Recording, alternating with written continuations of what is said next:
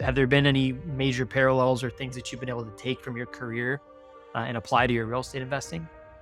Being in the industry for so long, at first it was hard because I felt like I wanted to go to the properties and do the work myself. When we were looking at turnkeys in the very beginning and we get inspections done before we were going to purchase the property, and I got to see the work that was being done in those places, it wasn't up to par, wasn't up to my standards. And that was something I had to get over, not accept lower quality, but be able to communicate with the property managers on how I wanted things done.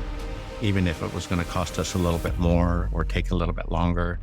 We've always felt like we want the units to be in good enough shape. If we had to go live there, we want the quality to be that high. Welcome to the Hybrid Real Estate Professional Podcast, where we dive deep into the intersection of career, family, and finances. Learn the mindsets, tips, and strategies to help you on your personal journey to build a life of abundance and purpose for you and your family. Now here's your host, Aaron Amin. Welcome back to another episode of the Hybrid Real Estate Professional Podcast. Today, I'm joined by an inspiring investor, Frank Contreras. By day, Frank has worked as a residential remodeling contractor for 34 years, but that is only part of his story. After first getting into real estate investing in 2007, Frank and his wife had a brush with bankruptcy in 2010. Despite the challenges and scars coming out of that experience, Frank decided to jump back into real estate investing in 2019 when he was already in his late 50s. He approached things very differently the second time around, leaning into mentorship, community, consuming content, and creating a disciplined system that led him to 5 long-distance rental properties and counting. On top of that, Frank also runs his own YouTube channel, Old Guy REI, where he openly shares the ups and downs of his journey. His story is truly incredible and inspiring for investors at any stage or age. Without further ado, here's the interview with Frank Contreras. All right, welcome back to another episode of the Hybrid Real Estate Professional Podcast. Today, I'm joined by Frank Contreras, beaming in from California while I'm over here in Houston, Texas. Frank and I met through a community that we're both part of with other real estate investors. And I loved his story and figured we got to get him on the show. So, Frank, rather than me butcher your introduction, I would love for you to introduce yourself to my audience in your own words. Yeah, great. Thank you so much for having me on it. It was great getting to meet you the other day.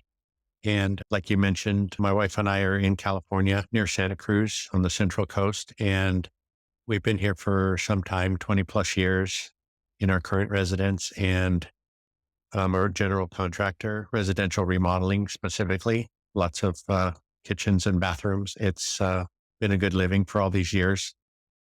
And like you mentioned earlier, we tried to start getting into real estate investing some time ago, back in 2007. And I jumped in without any education at that point. A really rough experience. We picked up a couple properties here in California, in Sacramento specifically. And there was a lot of things that I didn't know at the time, things that you have to account for in your analysis, that there was even an analysis procedure. And we hung on to those for about a year and we ended up losing them. That kind of was a chain reaction. We ended up going into or through bankruptcy in 2010. And after that, I was just in shock. Didn't know what to do after that. We had started looking into investing because I hadn't had like a traditional retirement account, 401k or anything like that. And I never really thought about it until I was in my 40s. And then after I failed that first time, I started doing some research in 2019 to try to find a way to build some kind of a retirement. And the first avenue was trying to start a 401k and fill that up as quickly as possible. That was going to take forever. I ran across Bigger Pockets at the same time. And there was this interview on Bigger Pockets specifically with Brandon Turner and David Green, being a police officer at the time, picking up some rentals to help him retire from that job eventually.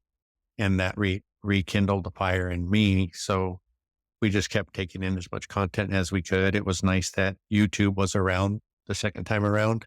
There's a lot of good education on there. And it exposed us to a lot of groups like the one you mentioned, and specifically one rental at a time community with Michael Zuber leading the way.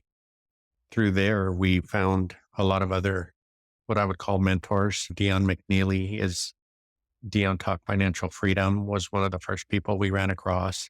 There's Matt Hawkins, who's the lumberjack landlord, and Dion is investing in his backyard. He's up in Washington State. And when we found him, he had accumulated 16 properties in his market. And shortly thereafter, probably a year after we started following him, he was able to retire at 52, I believe. And that was really inspiring and gave us some hope.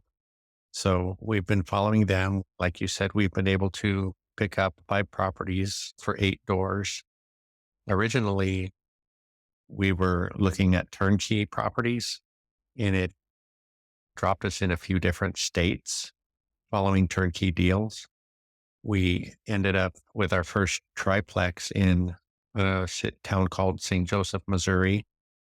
And then after that, we picked up a duplex in Milwaukee. The triplex we purchased in 2021. So we haven't really been back at it for that long. We're just finishing up our 3rd year after that first purchase.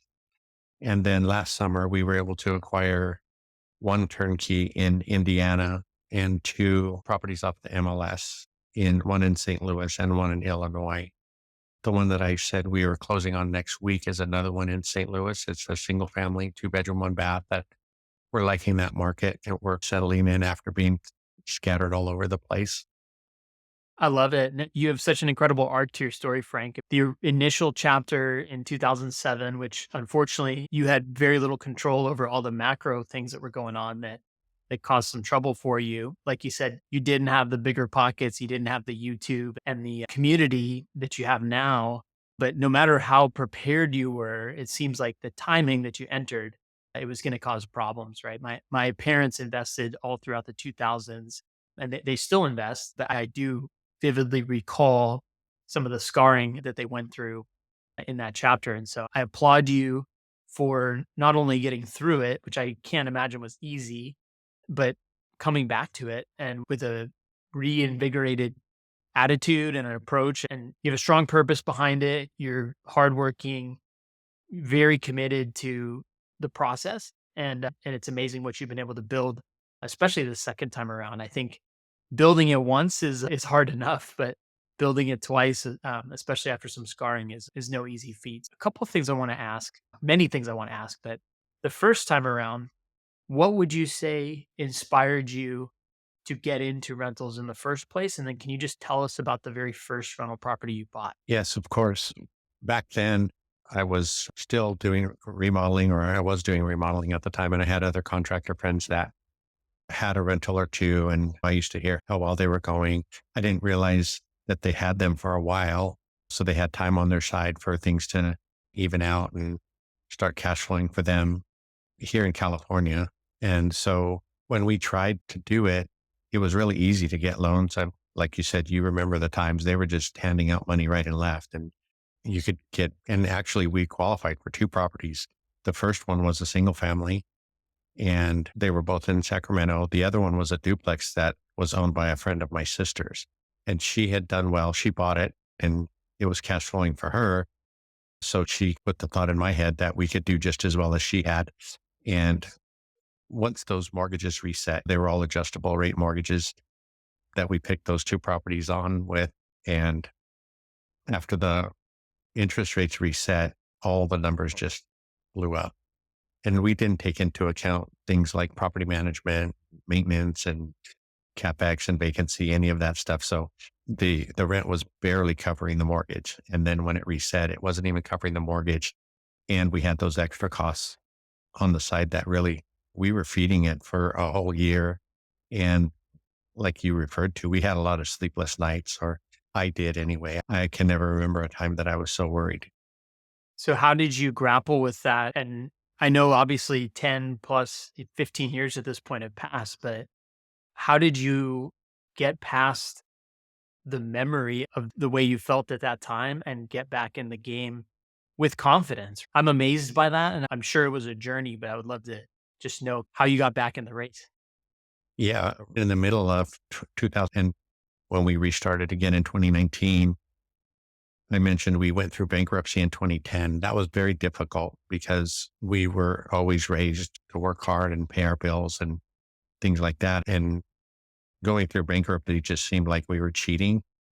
The one comment that one of the attorneys made to me that helped my wife and I both realize that was the best way to go. He was telling us not to worry about going through bankruptcy. Big companies do it every day to restructure their debt and their situations. And that helped a lot. So it was still painful, but we moved forward and got through that.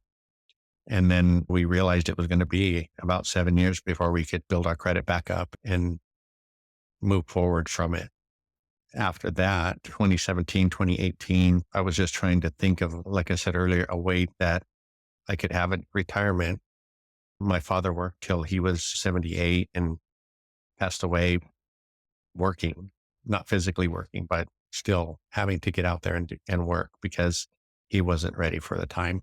So I'm hoping with the second go round, we'll be more prepared. I always tell our friends and people in the groups that I can't obviously retire early because I'm already 60, but at least we'll have a better retirement because we were able to get started. And since then, like I said, a lot of folks in the group will tell you that the first 5 years are the hardest. And once you make it through that, things are better, things are stabilized and optimized, and cash flow is more steady and things like that. One of the hardest parts, I work with new investors and I coach people on how to get started investing specifically in out of state rentals. And one of the hardest parts to portray is the idea that at the very beginning, when you buy a house, even if you are very disciplined, you have a buy box and you only put offers that are going to meet your return expectations, we're still talking about a couple $100s a month. If you are very good at budgeting, like you mentioned earlier, you got to make sure to account for vacancy, capex, and all those other expenses that a lot of people look past. It discourages people because they think even in the best case scenario, I'm making $2,400 or $3,600 a year in profit, and it turns them off to the idea of there's probably a faster way to make money or a faster, better way to build up towards retirement. And like you just mentioned right before this, it's not until you get past that 3, 4, 5, even 10-year mark where the things really start to accelerate, like paying down your loan. Rental rates typically go up depending on where you are. In most places, they do over time with inflation. And of course, the appreciation and the value of the home too. So I think it is sometimes hard at the beginning of your investing journey to have the patience to see that through. And so I think it's surrounding yourself with people like the ones you mentioned, Michael Zuber, Dion, and some of these other folks, and being in a community where people can remind each other of that. And you're in rooms with people who believe that. That's the type of thing that helps you see the big picture. And so I think the way you approach chapter 2 with education, community, and even accountability and then a vision, that's the potion right there. And that's something when I'm working with new investors, I try and encourage them towards. And I think you piece it all together in a great way. I want to know what your career path has done for your real estate investing journey. There is definitely some crossover between what you do for a living and what you're now doing for your own family's wealth building and retirement. So can you talk about have there been any major parallels or things that you've been able to take from your career and apply to your real estate investing?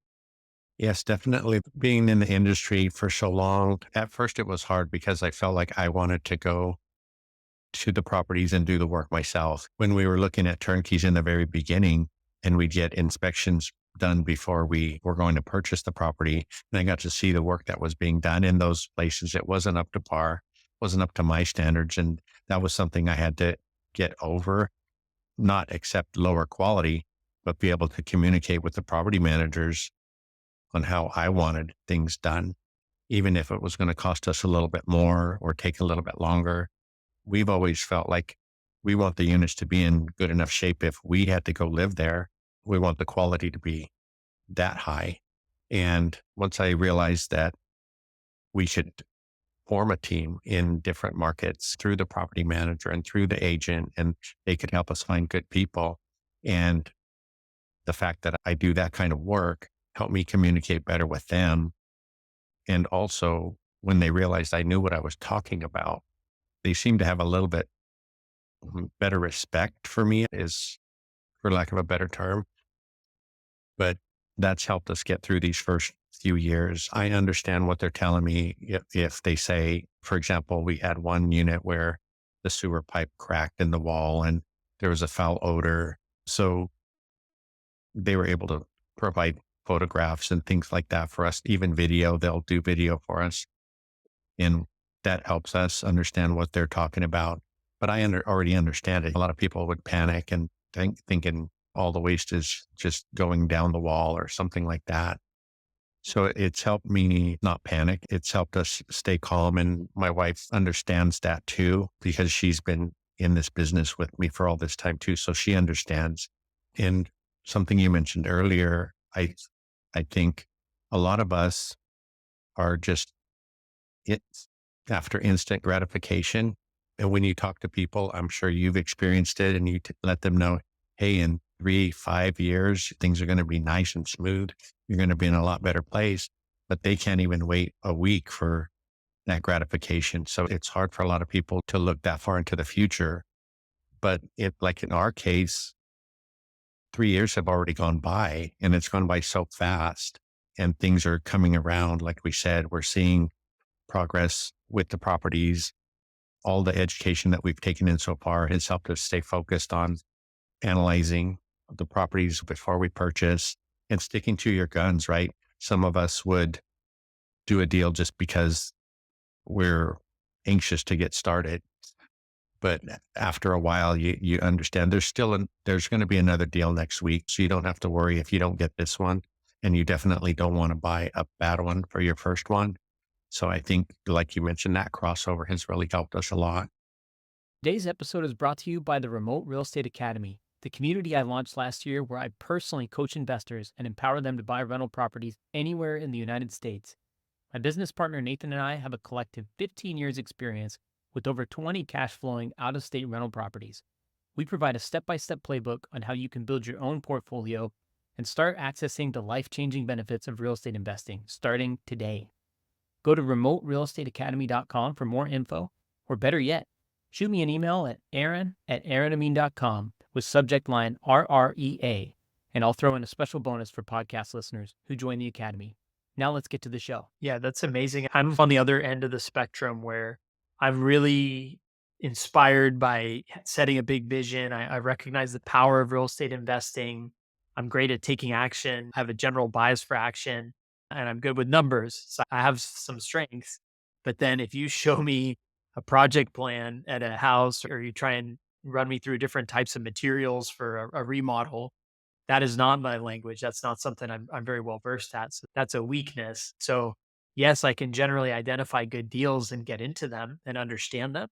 But being able to speak the language the way that you and your wife can, like you said, it allows you to garner a little more respect from the people you're working with, and also probably spot anything that might stick out as wrong, right?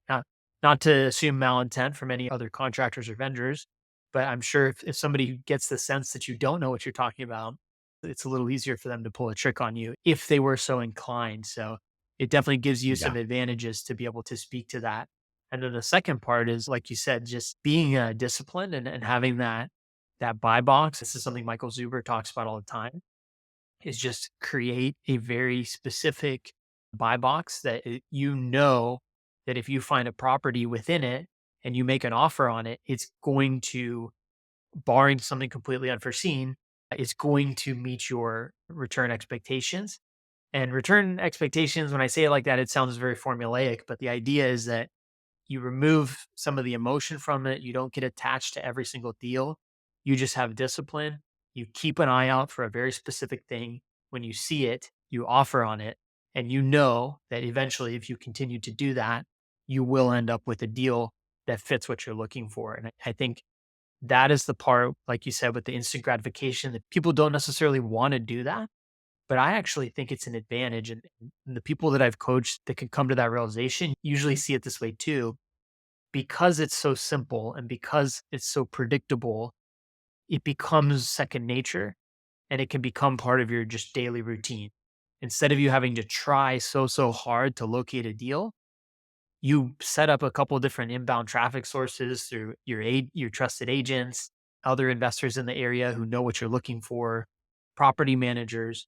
People bring deals to you, and because you know what you're looking for, you're able to act on it. And so I think that's the idea of building a business instead of just investing on the side. And I don't know, I would love to hear your thoughts on that if that's how I've come to think of it. It sounds like you're pretty similar, but yeah, would love your thoughts. Yeah, you just talked about with the agent and property manager. We've been lucky to have, I mentioned being a little bit scattered in the beginning in different states and things, but we're zeroing in on St. Louis. We really like St. Louis a lot. We have a great agent there, a great property manager, and they are both investors themselves. Once they know that you know what you want and you're not just going to accept anything that they bring to you because you are going to analyze it yourself.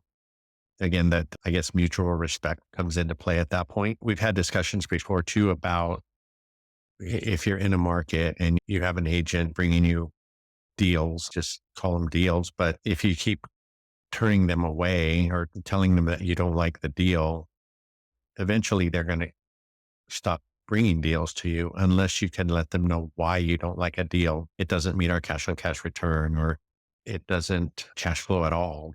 According to what the way I analyze things, you'll get pro formas from agents and turnkey providers and they fluff those up to make them look good. And when we analyze them ourselves with our criteria, if they don't meet we're okay with telling them why. If you can let them know why a deal isn't right for you, then they will respect that and they'll keep working with you. And sometimes I didn't used to understand that because they would bring a property up and they're like, sometimes they'll leave out CapEx. If it's a turnkey, sometimes they'll leave out CapEx because they think all of the large ticket items are newer, a roof, water heater, furnace. So you shouldn't have any major expenses that first year. So they leave it out of the equation. But we always put it back in the equation and we always run our numbers the same. And it was a little tough at first trying to educate them on why we were doing it. And you mentioned before, our criteria right now is to try to get at least 200 positive cash flow per door with a 10% cash on cash return. And some of the turnkey deals, people think you're paying a little bit more, you're paying retail. There's not any room for forced appreciation and things like that. But the property still has to appraise, right? So you're not really paying too much for the property. You're just paying what the market is at.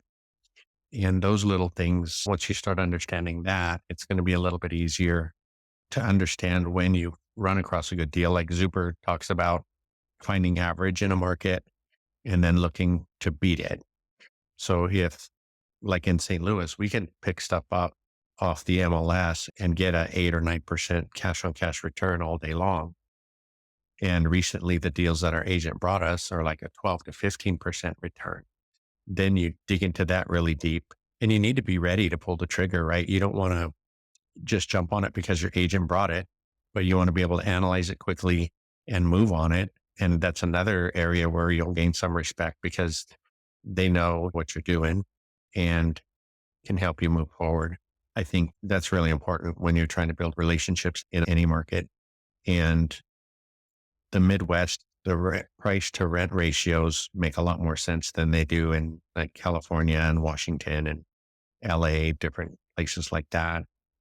You made me think of something earlier and that cash flow seems like such a little amount, right? If it's 200 a month, it's 2,400 a year. You could probably go work some overtime and make that much.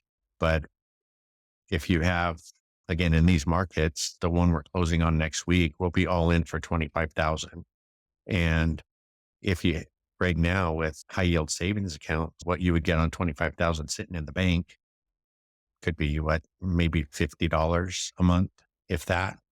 But if you have the 25,000 deployed in a property that's going to bring you 10% cash on cash return, you're going to get 200 versus 40.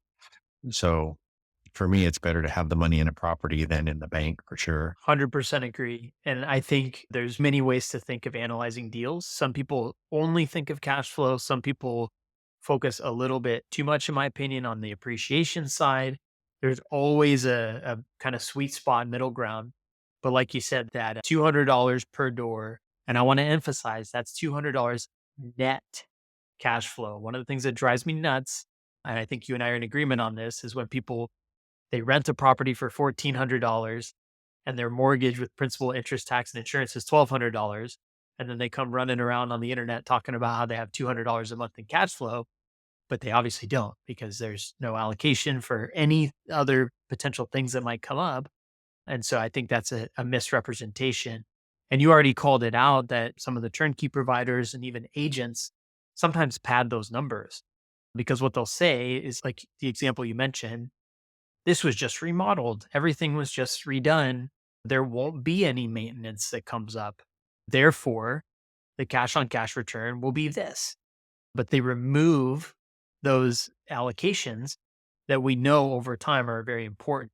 Even if everything is completely brand new, straight from the factory, guarantee, warranty, everything, you're still going to have to replace that equipment at some point.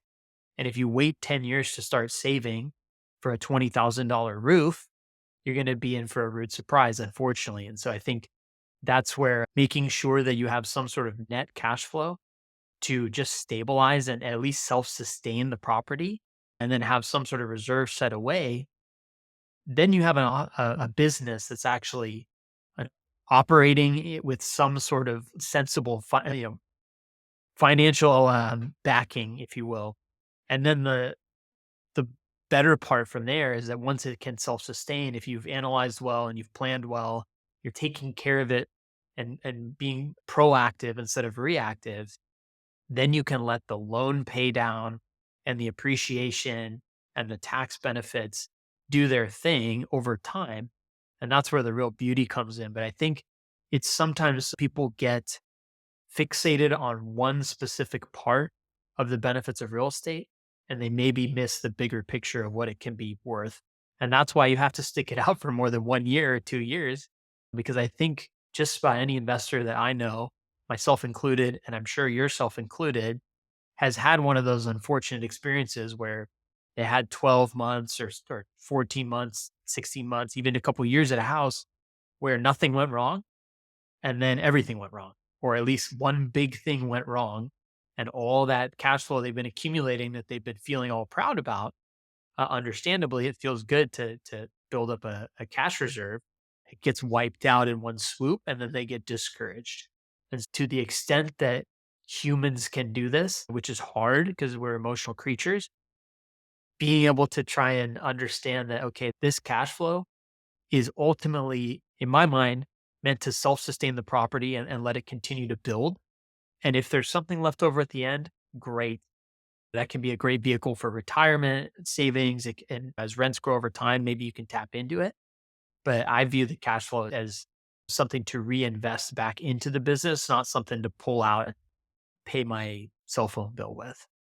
I don't know how you feel about that. I just went on a rant, but No, exactly. And you bring a lot of great points up. Having reserves for each property for us, my wife likes to have about 10,000 per door in reserves. And a lot of people think that's too much. They'd rather get the money out there working, but it helps her sleep well at night. So that's our number, right? And we were fortunate enough to have reserves, enough reserves for 10 doors. So we're working towards 10 doors. Next week, we'll close on number 9. And like you mentioned, the positive cash flow, some people who understand it will understand that the $200, that's pretty free and clear, right? We typically take out 15% for CapEx, maintenance, and vacancy on everything that we buy. If once you hit that $10,000 reserve, then we think for us, it's okay to take the money that we set aside for expenses and add it to our cash flow to save for the next property. not, like you said, not to go out and spend it to get that next property. And then if you have to use some of your reserves, then you'll start taking the money back out to refill the account.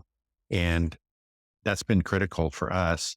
And I think a lot of people, if they don't have reserves and something happens, then it's going to knock them right out of the game. Like you said, they'll get discouraged. They don't really understand that they needed a few years of building up that 15% to be able to pay for the item.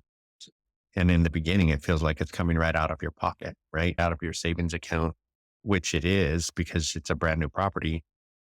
But if you have 5 or 10 years of saving that 15% of the tenants paying for those repairs, essentially, it's not coming out of your positive cash flow. We've learned so many different things like that, different mindset shifts, different techniques. There are things like with a little bit of time under your belt, possibilities like mortgage recasting to increase cash flow at a later point. We have 2 properties that we paid cash for. We really are enjoying the cash flow. The cash on cash return isn't that great because all the money's in the property. But learning that later on, once we get a little bit more established, we might be able to go ahead and take a loan out on those properties to keep us moving forward. And at that point, even if you do buy another property or two, your cash flow has already grown. So it might equal the great cash flow you're getting on that one property, but you'll have a few more assets. And there's the other depreciation. And like you said, the mortgage pay down that's working in your favor over time. Um, People don't really think about that. We don't ourselves don't invest for appreciation. It is nice if that comes about as well. But the markets that we're investing in, and again, at our age, since we're close to retirement, we're investing for the cash flow. Um, we don't have as many years, say, as someone 20 or 30 or 40 getting into it for that appreciation to help us. So we're going to be needing cash flow to live on. So this time around, I think we're doing a lot better job. And we had the basic idea in the first go round. People said, you buy the property, place a tenant, the tenant pays the mortgage, and things will just be great. But we left out a few things that were important. And now that we have those things down and we're learning, and like you said, this community's been so supportive. If we're having an issue, there's somebody around who's gone through it already and can maybe suggest a way to work through it, help us not get discouraged and keep moving forward. I think that we have the accountability meetings every Wednesday. That seems to be helping a lot of people, even though my wife and I are fairly new at the second attempt. A lot of people joining the meeting are more educated, more experienced. So there's a wide range of knowledge there that can help a lot of different people. And even at the time, it was a silly idea, but starting a YouTube channel. We started the YouTube channel to start documenting our journey from the beginning, sharing our mistakes, sharing our lessons learned.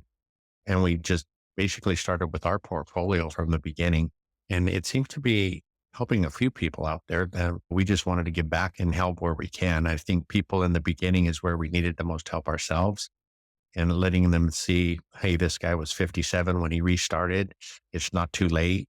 There's still some positive things that are going to happen for him and his family because he started and because he found the right community to help him stay focused. I think there's a lot of important messages there. I want to touch on a few of them. So you've already alluded a couple times to age and the message of it's not too late. And that's not just a message you're saying with words, it's something you're living with actions. And doing it is already quite a statement, but then to turn around and actually take the time to articulate that message, put it in videos, reach out to people, get involved in communities. Yes, those communities help you, but you're also pouring back into those communities and inspiring other people. I'm sure of any age, but especially folks who might see the Instagram people with posting pictures in Lamborghinis and yachts in their 20s with no shirt on saying, "Oh, this is like unrelatable." There's a lot of real estate influencers and programs that are really targeting that whole 20 something or early 30s crowd. And there's not quite as much of that is addressing the fact that just about anybody with the right discipline and approach can do this at any age. I love that message and I love how committed you are to sharing it. I know obviously we're on my podcast right now, which I've run for just about a year at the time of this recording. It takes a lot of effort to have a channel. Even if you're doing it very lo-fi, it still takes effort and time out of your day and potentially money, depending on how you're doing it. And I admire people like yourself. There's several people in Michael Zuber's community, including Michael himself, who put out a lot of content. And it is just such a enriching part of being in the real estate investor community online that I also, like you, did not watch videos or listen to podcasts on my first couple of rentals. And I definitely, in hindsight, now see that I could have done things a lot better had I surrounded myself with that type of stuff. So you already touched on age, but I guess like I want to, I know you've spoken about it at length on your YouTube channel, but are there any specific pieces of wisdom that you would give to somebody who is in their 50s who does wanna get started, but they can't quite square the math in their head of how they could do it on such a truncated timeline to really still see the benefits? Yeah, I think the benefits, obviously, having one or two properties, even if it's just positive, a couple $100 a month, that could help you cover maybe an insurance bill or electricity bill or different things like that. I think it's Dion that talks about having a property for each thing. He's got a vodka property, a silly thing, but a property that pays for his alien vodka, a property that is paying for his next vehicle that he's going to purchase next year or the year after. He has a vacation duplex that he saves the money from that duplex. And remember, he's already retired. He has great cash flow coming in. So that duplex pays for his vacations. He likes to go to Thailand and he went to Portugal last year and different things like that. So on a smaller scale, like with us, I just mentioned if your PG&E bill is $200-300 a month and you have a property that can pay for that, that's certainly going to give you a better light because you have that extra support. I can't imagine where we would be if we hadn't gotten started again and being closer. Like I said, my wife is going to work one more year in teaching and then she's going to retire. And I'm probably going to work 2 or 3 more years. Hopefully we'll have enough of our portfolio to add to our social security, what we get from that'll help us live better in retirement. But it's just the fact that you just need to get started. And like I mentioned earlier, we have 25,000 sitting in a savings account. We can get a property with that. I talk with friends all the time about you don't want to just jump on any deal, but if you do the analysis, you're able to find a good deal, no alligators, Super says, and learn. You'll learn a lot more by buying that one property and going through those first few years. And also think about if everything went totally wrong, we would have lost $25,000 being in the Midwest markets. It's harder if you try to do it in California and you got $100 or $200,000 invested in a deal. That could really hurt. But just, and I know it is hard for people to think because we haven't even seen our properties in person. And people in the forums, I put that question out there last week and I was amazed at how many people have never seen their properties. And a lot of people think that's just crazy. You got to get there. You got to see it and touch it. But one person commented that it takes the emotion out of it, a lot of the emotion, right? If you have a property on your street that's a rental, you're going to be driving by there every day. You're going to be mad because somebody's not mowing the lawn or they have 3 cars in the driveway and they're only supposed to be one person renting, different things like that. So I think investing out of state for me, it's a good thing.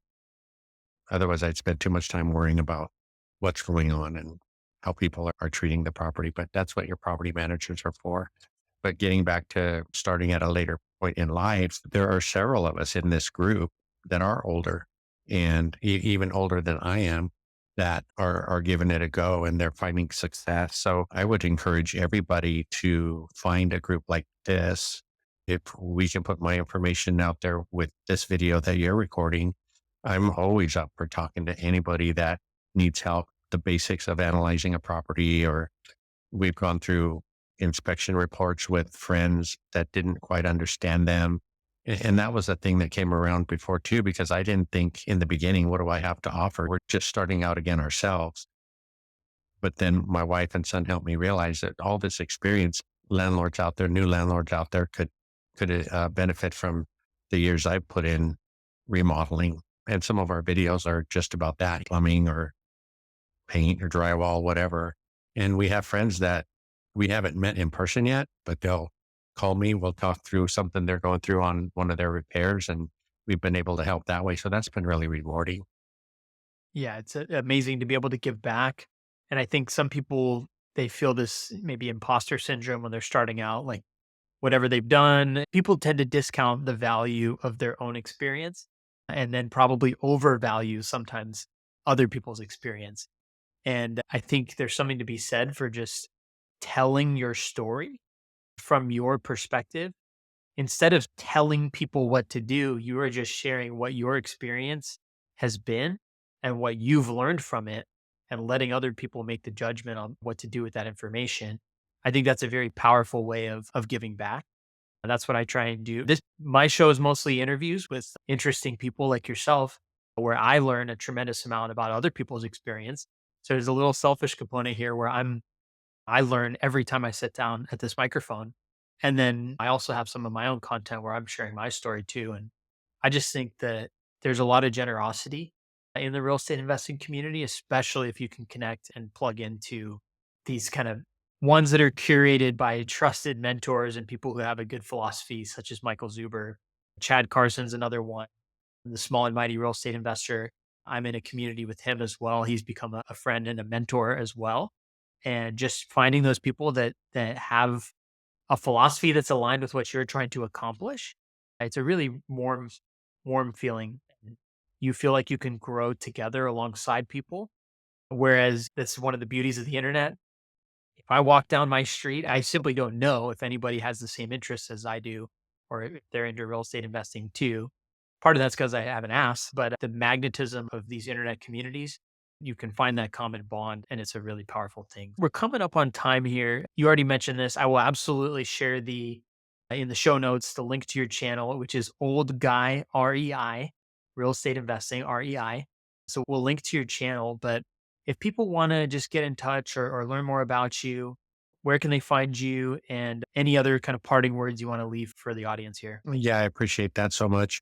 And the social media part has been a journey in itself, learning how to even get on a Zoom call or start the channel now. So we have the Old Guy REI YouTube channel.